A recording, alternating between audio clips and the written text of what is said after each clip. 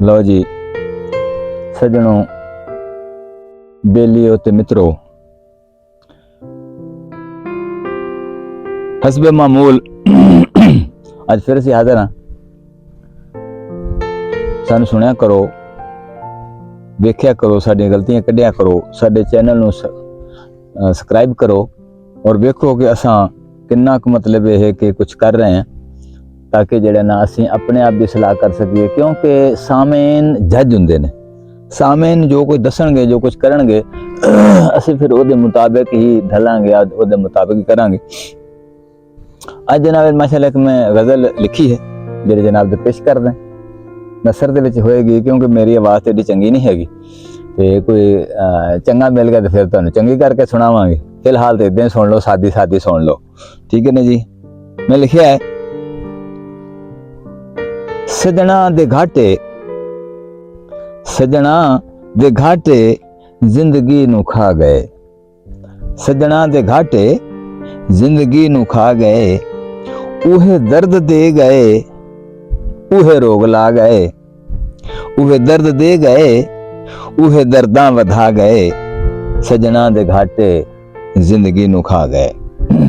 दूसरा शेर है जी, ला गर्ज सजन तां रखी कोई ना बाकी, ला गर्ज सजन तां रखी कोई ना बाकी, कच्ची कंध दिलां दी वो आपे ढा गए, सजना दे घाटे जिंदगी नू खा गए।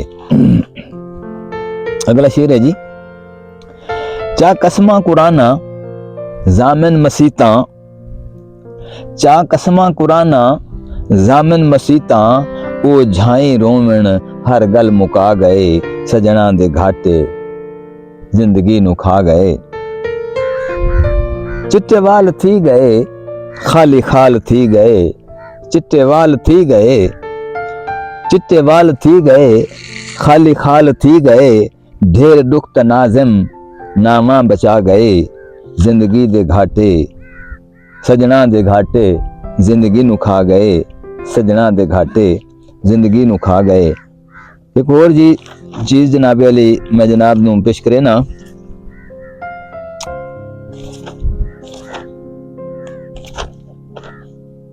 जोड़े दी शक्ल च जोड़ा समात होवे। मैं लिखिया है, असा नप के बाज उड़ा छोड़े, असा नप के बाज उड़ा छोड़े, साकू चिड़ियां मार न समझे, असा नप के बाज उड़ा छोड़े, साकू चिड़ियां मार न समझे, सस्सी वांगू साडे बाग तां कई नहीं, सस्सी वांगू साडे बाग तां कई नहीं, साकू छड़ियां मार न समझे, असा ज़र्फ ज़रीफ दे मालिक हैं, असा ज़र्फ ज़रीफ दे मालिक हैं, खाली तड़ियां मार न समझें, असा नाज़म दिल कतलाम करूं, साकू फड़ियां मार न समझें। ये माशाअल्लाह जी दोड़ा है, कल वत जड़ा ना हाजिर होसूं ते उस तो बाद इंशाअल्लाह ताला जड़ा है कल को नवी चीज तुहानूं सुणाए सां। ते एक शेर और अर्ज पे करे ना, वो अजे ज़ेरे कलम है। मैं लिखा है, वेखी मेडी तैं कमाल, वेखी मेडी तैं कमाल, दिल जोड़ियम तेडे नाल, वेखी मेडी तैं कमाल, दिल जोड़ियम तेडे नाल, तेडा फुल्लां वाला चोला, तेडा फुल्लां वाला चोला, मैडा जिवें ढोला, मैडा जिवें ढोला। दूसरा शेर है जी, मैडा हिक्को है सवाल, रवां तेडे नाल नाल, मैडा हिक्को है सवाल, रवां तेडे नाल नाल, तेडा फुल्लां वाला चोला, मैडा जिवें ढोला, मैडा जिवें ढोला। कर कुछ तां ख्याल थिया जीवन मुहाल, कर कुछ तां ख्याल थिया जीवन मुहाल, तेडा फुल्लां वाला चोला, मैडा जीवे ढोला, मैडा जीवे ढोला, तेडा फुल्लां वाला चोला, मैडा जीवे ढोला। इंशाअल्लाह ताला कल वक्त हाजिर होसूं जी एक नवा कलाम लेके।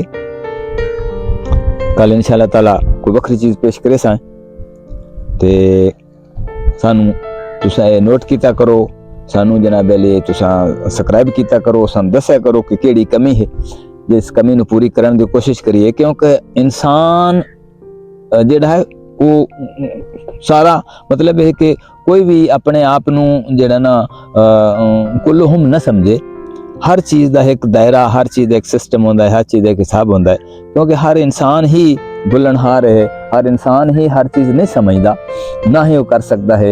एक दिलचस्पी, एक सोच, एक मतलब उस अपने आप नू अराउंड महब करना होता है, जिस वजह करके मैं तो खैर असा छोटे मोटा लिखते हैं जनाब के पेश करें हैं। इंशाअल्लाह ताला दुआ करो तो अच्छा लिखने की कोशिश करें सा, जितनी असी अपने बसात के मुताबिक, अपने तलीम के मुताबिक, अपने हालात के मुताबिक। अल्लाह तुहानू खुश रखे जी, सदा खुश रहो, अल्लाह आबाद रखे तुहानू, तुहाडी जिंदगी लम्मी अल्लाह करे, अल्लाह तुहानू खुश करम रखे। खुदा हाफिज।